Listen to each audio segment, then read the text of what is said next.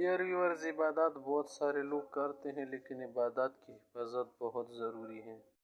اور عبادات کی حفاظت ہم سے نہیں ہو رہی کیونکہ دل آزاری اور کسی کی روح اور دل کو زخمی کرنا یہ ہماری عادت بنی ہوئی ہے۔ یاد رکھیں، کسی کو اگر آپ زخمی کریں جسمانی طور پر یا اس کا مال ضائع کرے تو مال لوٹانا بھی ممکن ہے۔ زخمی کر لے، ڈاکٹر مل جائے گا، اس کا علاج ہو جائے گا،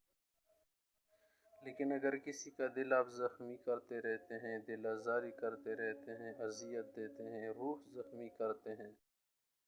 تو دل کا علاج، روح کا علاج اور دلوں کے ڈاکٹر کا ملنا بہت مشکل ہے، اور یہ زخم اتنے گہرے ہوتے ہیں نا کہ یہ بننے کے لائق نہیں ہوتے، بنتی نہیں ہیں، بہت زمانہ گزرنے کے بعد بھی